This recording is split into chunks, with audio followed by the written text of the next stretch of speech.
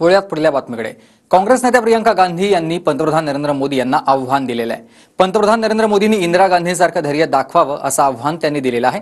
दरम्यान यानंतर भाजपाकडून प्रियंका गांधींना उत्तर देण्यात आलंय। पाहूयात। नंदुरबारमधील सभेतून प्रियंका गांधींनी नरेंद्र मोदींवर हल्लाबोल केल्यानंतर राज्यात आरोप प्रत्यारोपाचा सामना रंगलाय। पाकिस्तान बांगलादेशच्या फाळणीचा दाखला देत प्रियंका गांधींनी नरेंद्र मोदींवर टीकास्त्र डागलाय। दरम्यान प्रियंका गांधींच्या टीकेला भाजपकडूनही प्रत्युत्तर देण्यात आलंय। मोदी जी का सम्मान खोखला है, कहते हैं मैं अकेला लड़ रहा हूं, मंच पे आते हैं चुनाव के समय रोने लगते हैं बच्चे की तरह, कहते हैं कि मुझे गाली दी। इंदिरा जी से सीखिए, उस दुर्गा रूपी महिला से सीखिए जिसने पाकिस्तान के 2 टुकड़े कर दिए।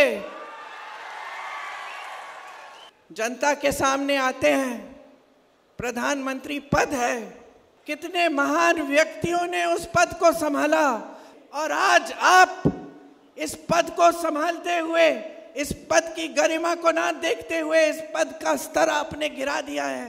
इमर्जन्सी लावा म्हणून आणीबाणी लावायला लावतात का? हा का जे पंजाबमध्ये सरदारजी लोकांचं दिल्लीमध्ये पतन केलं तसं करायला सांगतायत?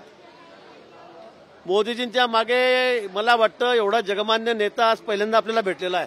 सगळ्या जगामध्ये मोदींचा डंका आहे जो कधी नव्हता आजपर्यंत, इंदिराजींचाही नव्हता। आणि म्हणून मला वाटतं की असं बोलताना आपण तारतम्य ठेवलं पाहिजे। ते मोठे नेते आहेत, मी काय बोलू त्यांच्याबद्दल।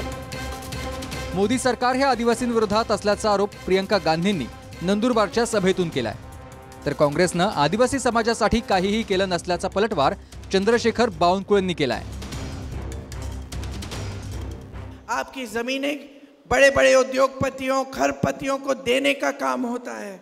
जब आप आवाज उठाते हैं तब आपके पक्ष में आपके साथ खड़े होने के बजाय आपको दबाया जाता है।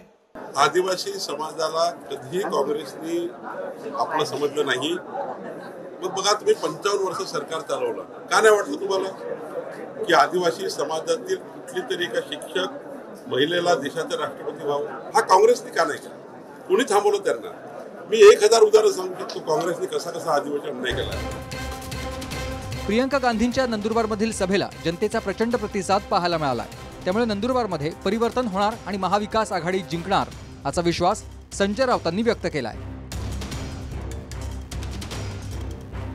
नंदुरबार यावेळेला महाविकास आघाडी जिंकते। नंदुरबार हा परंपरेने काँग्रेसचा गड राहिला। इंदिरा गांधी त्यांच्या प्रचाराची सुरुवात वर्षानुवर्ष नंदुरबारमधून करत आलेले आहे। लोकसभा निवडणुकीच्या पार्श्वभूमीवर विरोधकांनी सत्ताधाऱ्यांना विविध मुद्द्यावरून घेरलाय। दरम्यान नंदुरबारमध्ये जात आदिवासींच्या मुद्द्यावरून प्रियंका गांधींनीही सरकारला लक्ष्य केलंय। तसंच इंदिरा गांधींसारखं मोदींनी धैर्य दाखवावं असं आव्हानही प्रियंका गांधींनी दिलंय। Bureau report TV9 Marathi.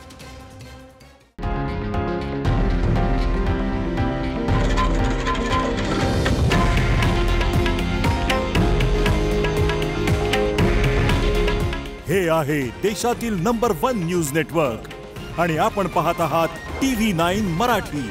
काळजी तुमची, हित महाराष्ट्राचं।